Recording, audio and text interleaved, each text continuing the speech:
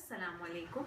आज આપણે કરીએ છીએ ફ્રૂટ્સને જેમાં આપણે ચોકલેટ દોરી ચોકલેટ અને કાળી ચોકલેટમાં આપણે એને બોળશું।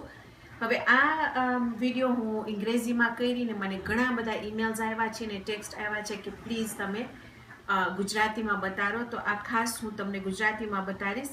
હું તમને બતાવીશ કે કેવી રીતે આપણે બીજા બોળશું અને પછી બીજા આપણે એક નાનું આપણે બુકે બનાવશું ફ્રૂટ્સનું। તો ચાલો આપણે શરૂ કરીએ। થોડી વસ્તુ તમને બતાવીશ।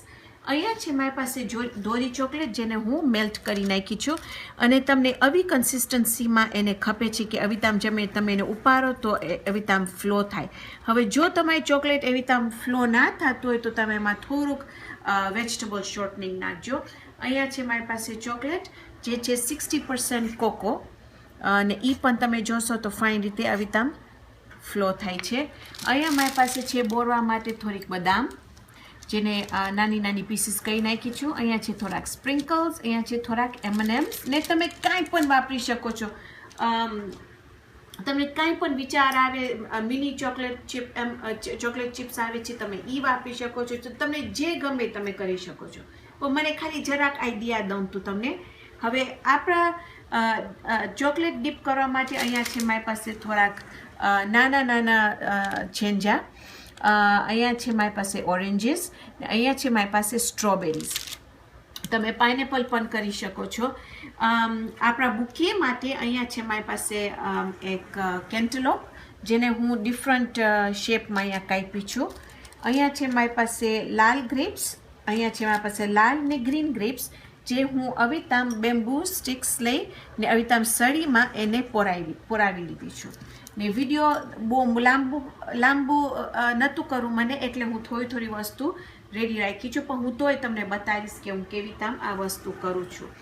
બે વસ્તુ, એક ચીજ છે કે જ્યારે તમે તમારા ફ્રૂટ્સને ડીપ કરતા હો ચોકલેટમાં, જો તમને ખપતું હોય કે તમે અવિતામ બુકેમાં રીએ તો પહેલાં હું અહીંયાની અંદર ફોમ નાખી છું, કપ ને નાનું કપ છે।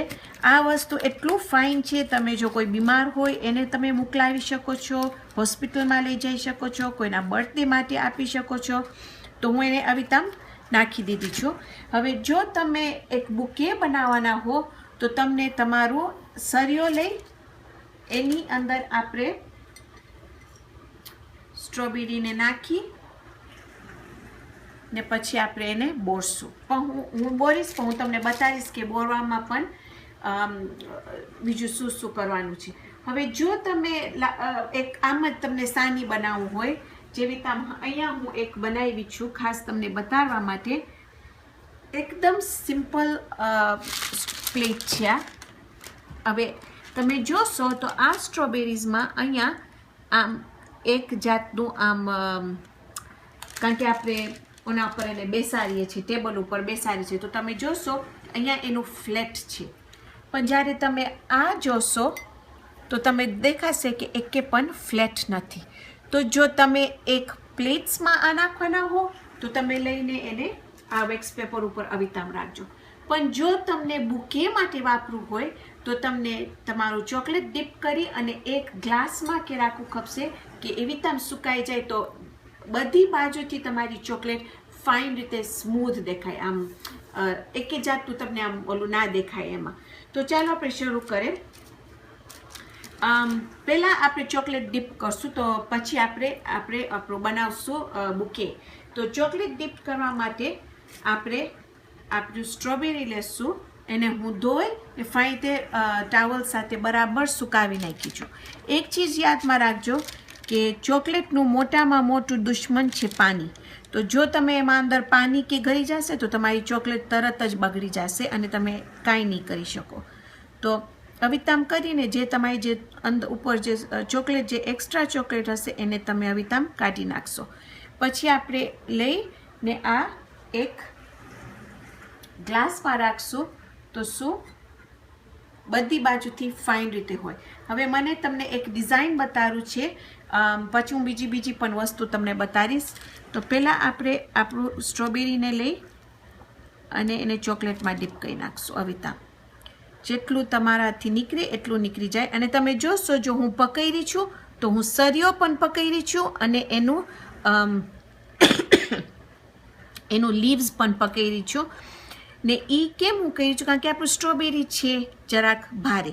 જો હું આમ કરીશ તો સ્ટ્રોબેરી પડી જશે, બાકી સ્ટીક રહી જશે ને પછી ઘણું બધું તમારું મેસ થશે. ઓકે, હવે જ્યાર સુધી આપણી ચોકલેટ હજી ભીનું છે ત્યાર સુધી આપણે આવી ને એના ઉપર વ્હાઈટ ચોકલેટને અવિતામ ડિઝાઇન કરશું. હું તમને કહીશ કેમ. ઓકે, પછી આપણે એક સરિયો લેશું, નીચેથી શરૂ કરશું ને ઉપર જશું.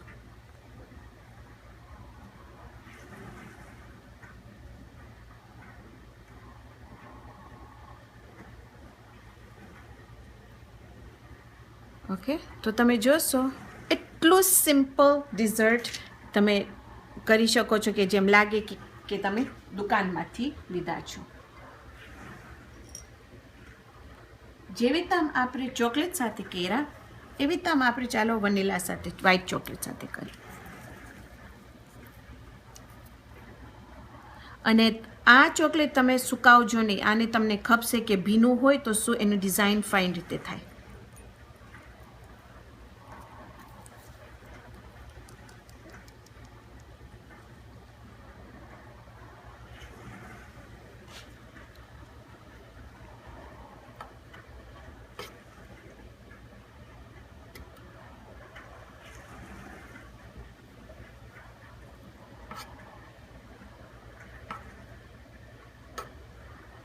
તમે આ એક પેસ્ટ્રી બેગમાં પણ નાખી શકો છો, સેન્ડવિચ બેગમાં, ને પછી તમે કરી શકો છો. પણ હું એટલી બધી વખત બનાવી છું કે મને આવી તામ સરખાઈ આવે છે. પાછું આપણે ડિઝાઇન કરશું.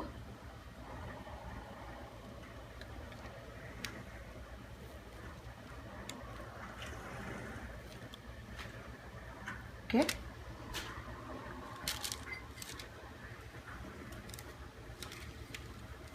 તમને એ બતાવી. હવે આ ચોકલેટ તમે જોશો તો સુકાઈ ગયું છે. હવે એક વખત સુકાઈ જાય પછી તમે એના પર અવિતામ ડિઝાઇન કરી શકો છો.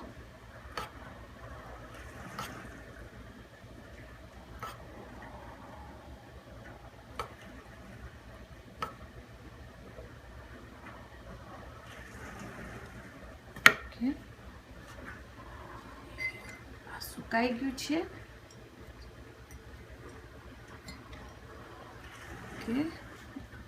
આ સુકાઈ ગયું છે. હવે એના ઉપર આપણે આ વ્હાઈટ ડિઝાઇન કરશું.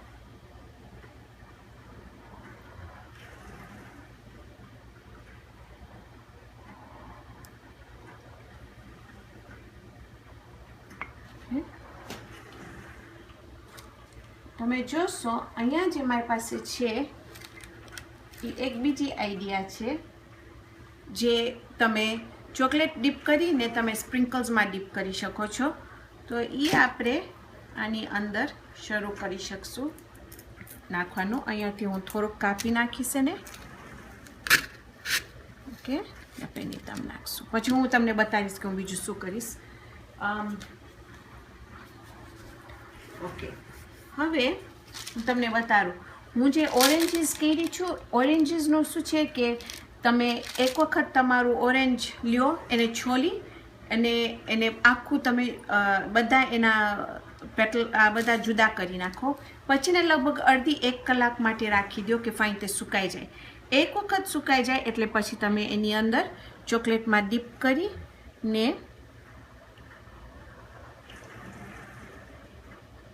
એને વેક્સ પેપર ઉપર રાખી દો અવિતા. જે બીજા હું કરી છું અહીંયા જેને ચોકલેટ ડીપ કરી નાખી છું, તો હવે એની ઉપર ખાલી આ હું તમને થોડી આઈડિયાઝ દઉં છું ને પછી તમે પોતે તમારું પોતાનું મગજ વાપરીને ફાઇન તમે કે કરી શકો છો. ને ઇન્શાલ્લાહ જો તમે મને ફોટા ફેસબુક ઉપર મોકલાવી શકો તો હું બહુ જ ખુશ થઈશ.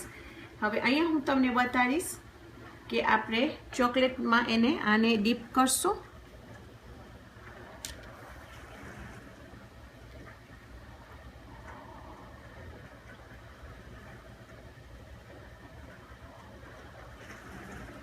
પછી એનું નીચેનું ભાગ આપણે થોડુંક બદામ કે નટ્સ નાખશું.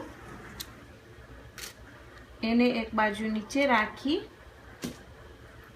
અને પછી આપણે નાની નાની M&M's કે જે પણ તમારી પાસે કોઈ પણ ચોકલેટ હોય કે સ્માર્ટીઝ હોય તમે એના ઉપર નાખી શકો છો. તમને જેમ એને ખાલી આ તમને આઈડિયાઝ દઉં છું કે કેવી રીતે આમ તમે ડેકોરેટ કરી શકો છો આને.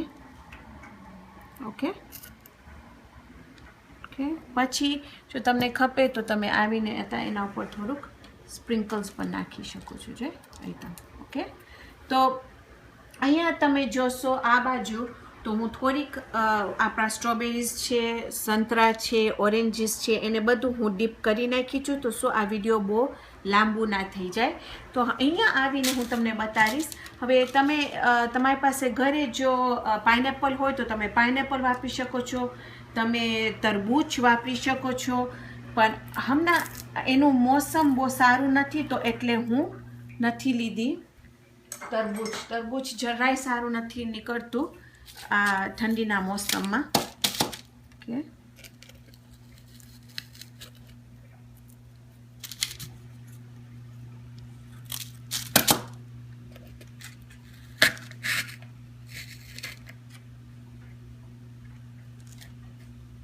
હું ખાસ જાણી કરીને આવી તામ કરી તમને બતાવવા માટે કે તમે પાસે આવી તામ જગ્યા હોય તો તમે કોઈ પણ વસ્તુ વાપરી શકો છો. આમ અને એકદમ ફાઇન લાગી શકે છે આવી તામ વસ્તુ.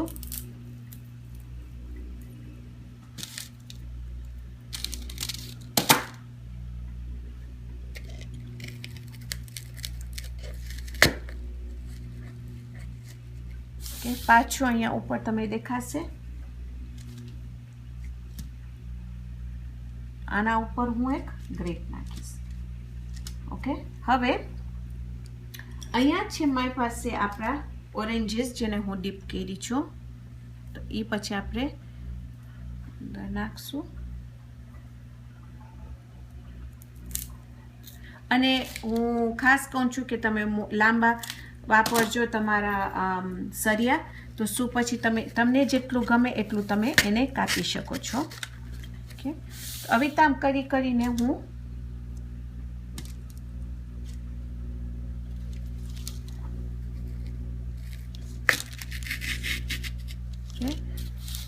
કરીને હવે આપણા પાસે આ છે તો આપણે મોટું સ્ટ્રોબેરી લઈને નાખી શકીએ છીએ.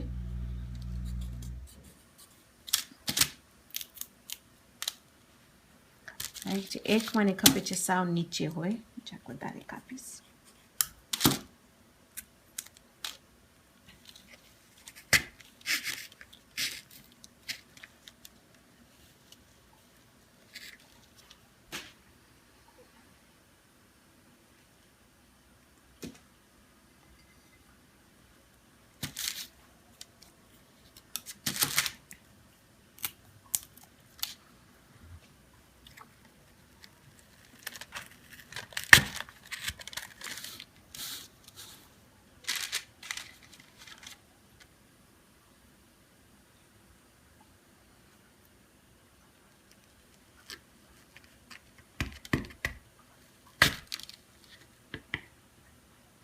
હવે મને નથી ખપતું કે વિડીયો બહુ લાંબુ થઈ જાય.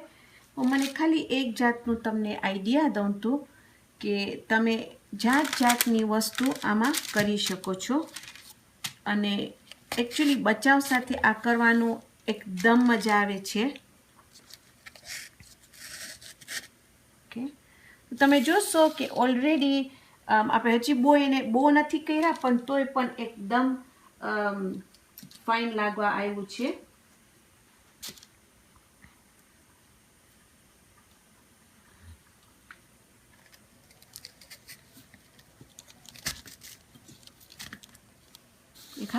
તો આપણે આમાં વધારે પણ એમાં વધારે ને વધારે પણ નાખી શકીએ છીએ. તમને જેવી તામ એને નાખવું હોય એવી તામ.